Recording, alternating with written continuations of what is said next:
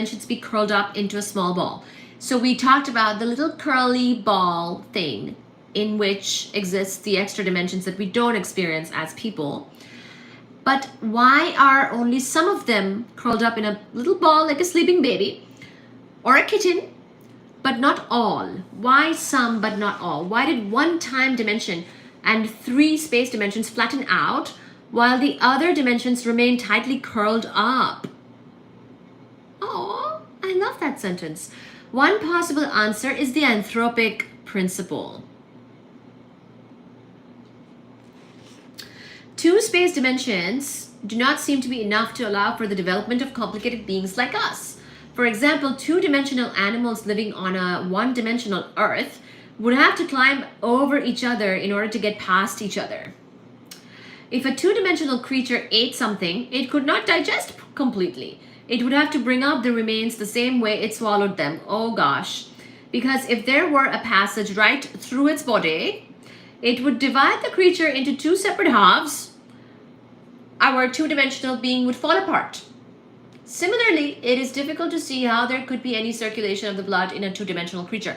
So this is sort of an anthropogenic, not quite anthropogenic, but anthropic principle. It's seeing things in terms of us, like we exist and we are complicated beings, and this universe hosts us complicated beings. And so it has evolved in a way where we experience the 3 spatial dimensions and the 1-time dimension. The 4 dimensions really make it possible for us to be as interesting and as complex. There would also be problems with more than 3 space dimensions. The gravitational force between 2 bodies would decrease more rapidly with distance than it does in 3 dimensions. True. Gravitation would be different.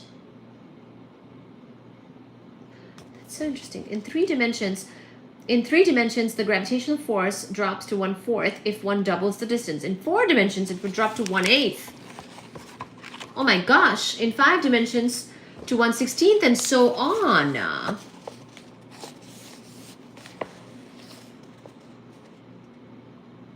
Nice to see you. The significance of this thing of the gravitation force being falling off is that the orbits of planets like the Earth around the Sun would be unstable. The least disturbance from a circular orbit, such as would be caused by the gravitational attraction of other planets, would result in the Earth spiraling away from or into the Sun. So if you mess with gravitation, even though people who are not unifying gravitation enough with the rest of the stuff might be happy to ignore gravitation, but actually you cannot ignore gravitation, right?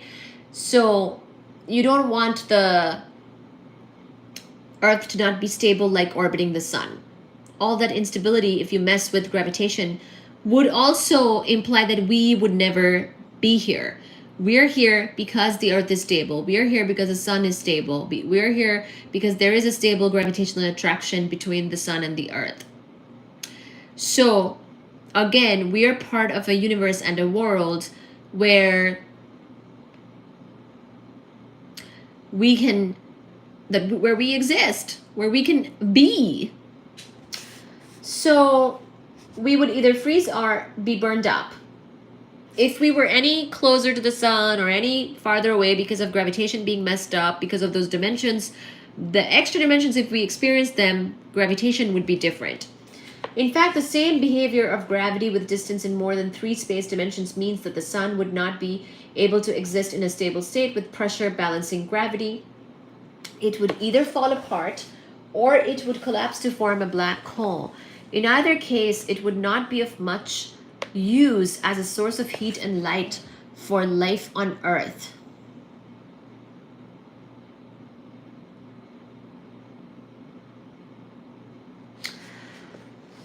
On a smaller scale, the electrical forces that cause the electrons to orbit around the nucleus in an atom would behave in the same way as gravitational forces. Thus, the electrons would either escape from the atom altogether or would spiral into the nucleus. In either case, one could not have atoms as we know them. So this whole dimension thing Remember, we live in a very finely balanced universe.